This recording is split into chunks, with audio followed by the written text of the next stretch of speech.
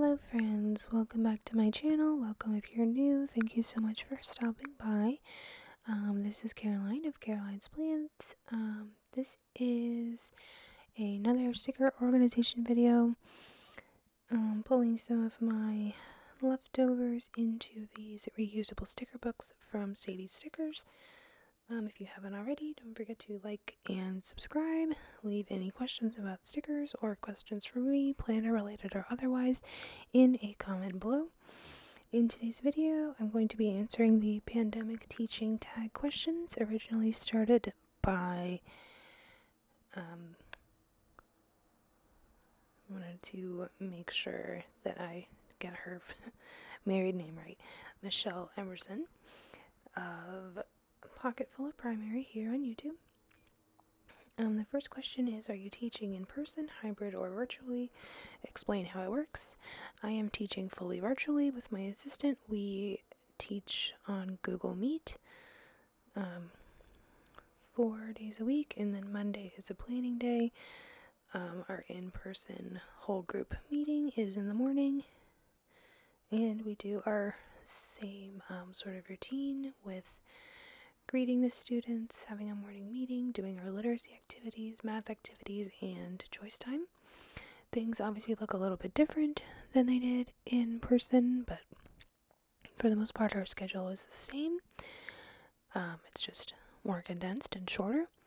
And then in the afternoons we have time to meet with the students one-on-one. I meet with everyone at least once a week to kind of touch base with the kids and with the families and give them any targeted one-on-one instruction or intervention that they might need. And it's been going pretty well using Google Meet and email mostly to correspond with the families. On a scale of 1 to 10, how are you doing? That's question number 2. Today I'm at about an 8. Things are going pretty smoothly. No major issues, and the kids are doing well. Question 3: what is one positive thing about your teaching format? Let me think. I guess that the kids are learning more about technology and learning to sort of deal with those things a little bit better. For those of you who don't know, I am a preschool teacher, so it's been fun watching them learn those skills and to sort of enhance my own technology skills as well. Number 4, what is one thing you're rocking while teaching during a pandemic? Definitely sticking with routines, creating and maintaining routines and expectations has been a strength of mine during the pandemic, and honestly before the pandemic as well.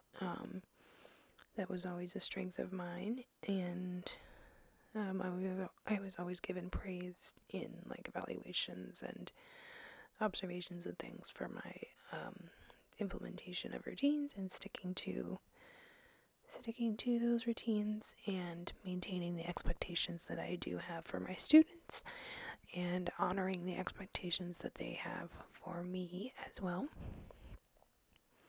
And I think that has continued into virtual teaching during the pandemic as well. Number 5, what is one challenge you faced and how have you overcome it? The biggest challenge we faced was at the beginning of all of this, getting the kids access to devices, laptops, internet connections, and then also not just getting them access to the devices, but then actually logged into the devices and, actually logged into our Google Classroom. Even things as basic, that seem as basic to us as email and things like that were a challenge and are a challenge for some of our families. So, sort of overcoming those initial technology challenges was very difficult, but we have since overcome it, and all of our kids are now logging in every day 99% of the time, which is wonderful. And I can readily communicate with almost everyone via email now, which is a big time saver and makes things a lot more efficient for me, which is nice. And the parents have gotten really used to digital communication, which is nice. Number 6, what is one thing that has made teaching easier for you during a pandemic? The mute button. I cannot tell you how helpful it has been to be able to mute them when you need to. Obviously, not when they're trying to share something important or, when they're asked to speak, but when it just gets to be too much and they are not getting your cues, direct or indirect, that it's time for them to give another friend a turn to speak, or when they, just simply forget to re-mute themselves after speaking. It's just a really wonderful tool to have, to just be able to mute them if you need to. I think that's one thing I'm gonna miss once we go back to in-person teaching full-time. Number 7, what is one change you have made that you will continue when the pandemic ends? Definitely the virtual or electronic communication with parents. I send some emails normally, but it's not like a regular form of communication with all of my parents. I would email with a parent if we had a concern or needing to meet regularly for some reason, maybe for like an intervention or some other reason. But I think I'll definitely communicate with parents a lot more regularly over email, just to communicate different things, send out reminders in physical copies, but also over email. I think will be helpful for a lot of families. Number 8, what has been your favorite purchase during the pandemic? I would love to say a desk, but I haven't purchased a desk yet. But I think definitely my desk chair. Right at the beginning of all of this work from home stuff, my husband and I purchased 2 desk chairs, like one for each of us, like proper lumbar support desk chairs from Amazon, and we both use them all day, every day. They are wonderful.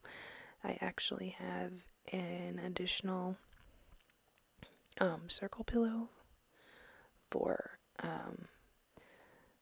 lower spine support as well, on top of my fancy desk chair.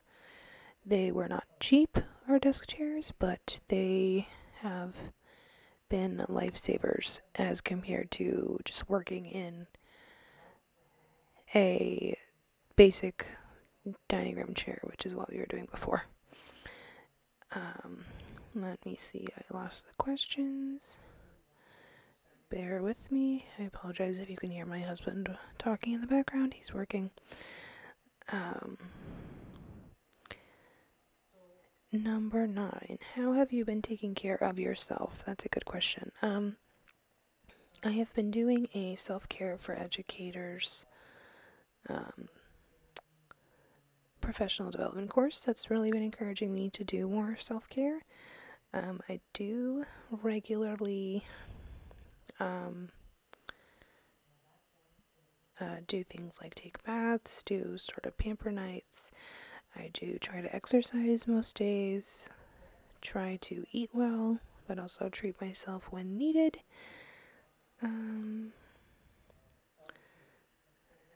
Let's see, and the last question, what's making you happy during this time? Definitely planning, anything sticker related, and FaceTiming and calling friends and family has been really helpful.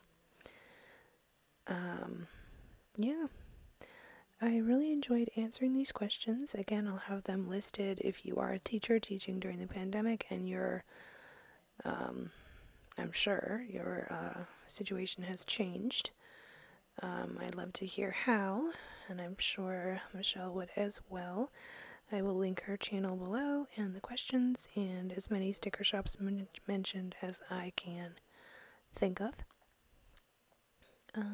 Once again, please like and subscribe if you like what you see, and I will be back soon with another video. Thank you so much for watching. Peace, love, and happy planing. Bye-bye.